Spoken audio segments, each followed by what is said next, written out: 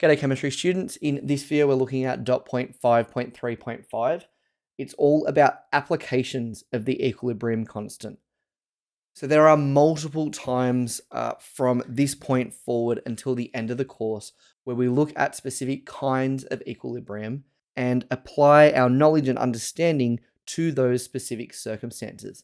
In particular, we're going to be finishing off the module by looking at solubility equilibria. So that's what we'll look at first.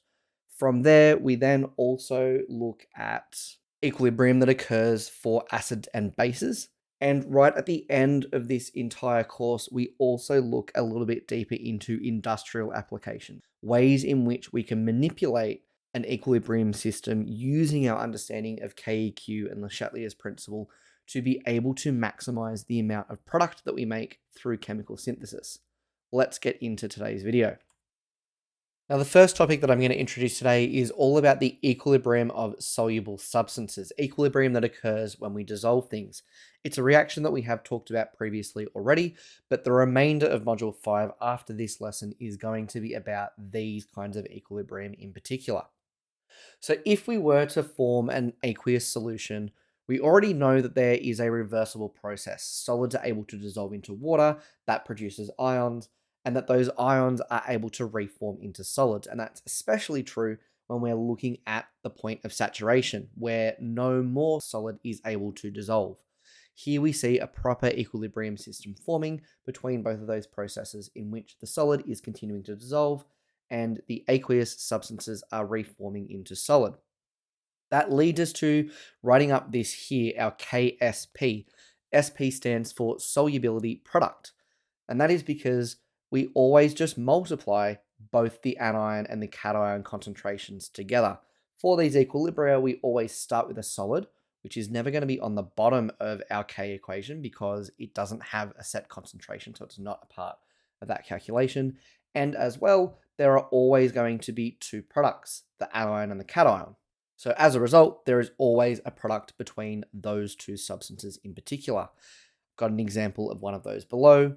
In particular, the purpose of this subsection of the module is to apply our knowledge and understanding of equilibrium to this specific scenario, as well as apply our quantitative calculations as well. But we'll get into that over the next series of videos for the last couple of weeks. The second application of equilibrium that I want to look at will form the basis of a lot of the stuff that we talk about in Module 6, and that is the dissociation of acids and bases. Now, this may be a word that might be a little bit new to you at the moment, and that's completely fine. But when we are looking at dissociation, we're looking at the idea of a substance breaking up into its ionic parts. So for acids and bases in particular, if you dissolve them into a solution, they may not actually split up into their ionic parts. And that's kind of the thing that characterizes them as an acid or a base. So you'll find that your acid or base will end up dissolving into and form solution. That's usually characterized by this HA symbol for the acids anyway. And some of it will just exist as whole molecules. Other parts will actually dissociate or break apart into its ionic components. This forms an equilibrium.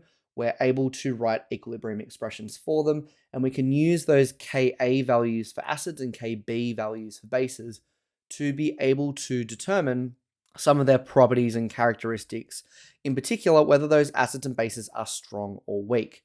But we will be looking again at those in significantly more detail once we reach Module 6. The last concept that we also look at, and something that I probably will talk about every once in a while throughout the entire course, is industrial application, especially when we're looking at this equilibrium idea. There is a dot point specifically about it in Module 8. I want to talk about it briefly now, and we might even explore it a little bit more in class next lesson. But the general idea is that when we are industrially producing chemicals, a lot of the time, we are producing chemicals that are really just a part of an equilibrium system. So the more that we as chemists, as materials scientists, as chemical engineers, or anyone that's involved in chemical manufacture, the more that we understand about equilibrium systems, how they work, how we can shift them, the better we're going to be able to efficiently produce products that we actually want. So in general, Le Chatelier's principle, as we already know, can be used to determine which kind of conditions are going to be favorable for making more products or making more reactants. And we can explain why those conditions are favorable using collision theory like we've done in previous lessons. Looking at this example here, this is the Haber process, converting nitrogen and hydrogen gas into ammonia, which is a very versatile reagent used for all sorts of chemical manufacturing applications. So if we can get these gases together in a mixture, yes, you'll have that equilibrium system begin to set up and ammonia will begin to form, but it is the job of people working in the chemical manufacturing industry to figure out how to efficiently and effectively produce ammonia while reducing our reagent waste at the end. We'll spend some time in our lesson going through this reaction and trying to figure out some strategies or some conditions that would promote increased product. Thank you very much, everyone.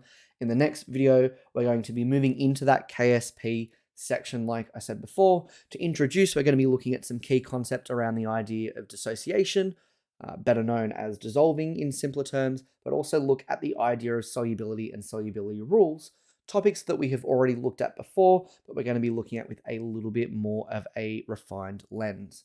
But until then, have a good one.